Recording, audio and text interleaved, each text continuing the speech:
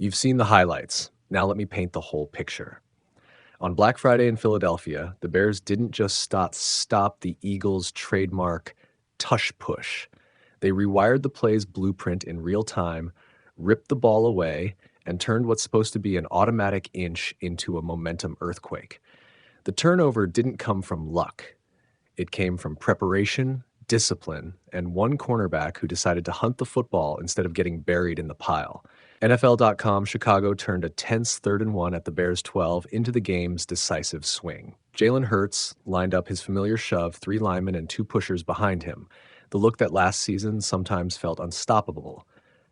And the Bears defended it exactly the way you'd want a defensive staff to.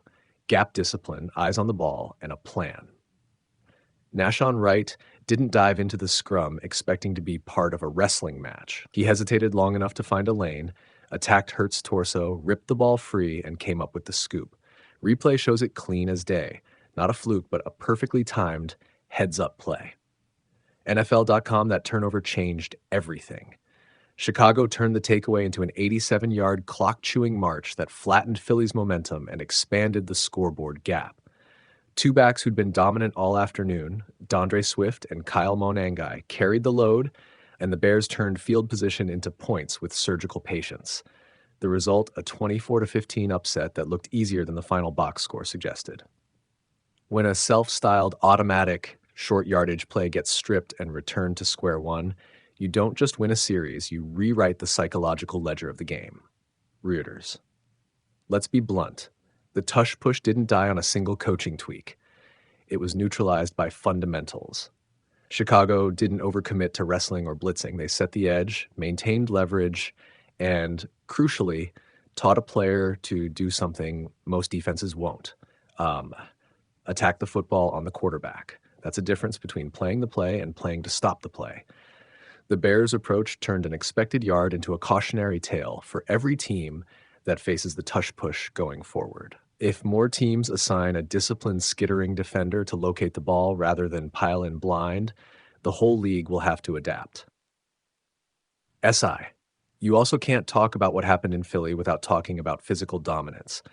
Chicago's ground game was relentless, 281 rushing yards, 2 backs each topping 100 yards, and that's not coincidence. It's scheme meeting execution. The Bears attacked the edges, won initial blocks, and let their runners find space.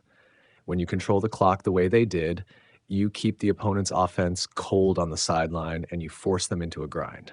The Eagles' defense had looked solid in previous weeks, but on this afternoon, they were steamrolled.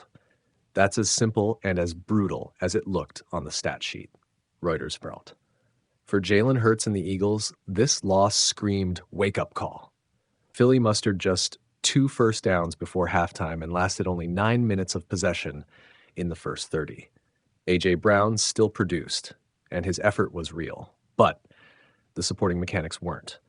An offense that thrived by imposing will last season suddenly looked out of rhythm, missed timing routes, guarded run lanes, and a failure to close drives.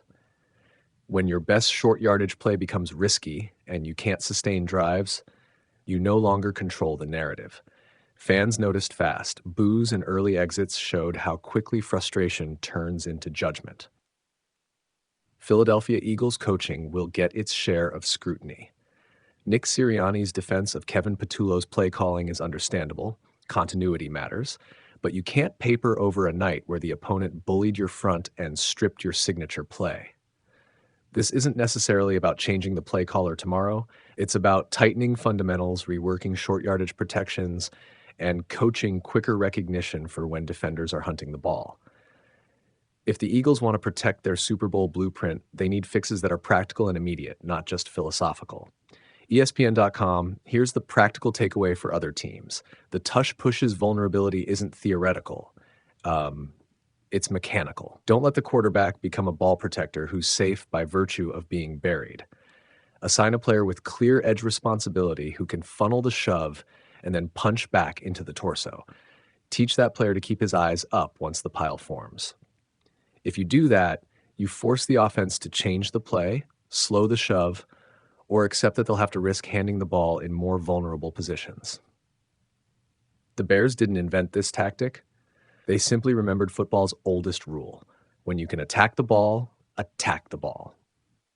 SI now, the narrative shifts. Chicago isn't just a hot streak with a soft schedule. They proved they can execute a game plan in hostile conditions and make an elite offense look ordinary. For the Eagles, the alarm bells are real but not fatal. They're still 8-4 and in the playoff mix. For Philly's opponents, though, there's a new blueprint on the table. The Tush Push is stoppable. And the simplest way to do it is to stop treating short yardage as a scrum and start treating it like a live ball opportunity. If you're a coach watching this tape tomorrow, pause on Wright's feet, not the pile.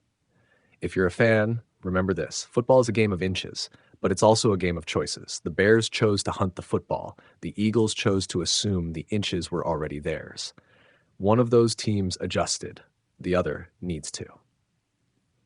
NFL.com final thought. Moments like this don't only decide a game, they alter how teams prepare for weeks. The Tush Push stop in Philly is going to ripple through meetings, scout reports, and practice plans. It's one thing to win a road game.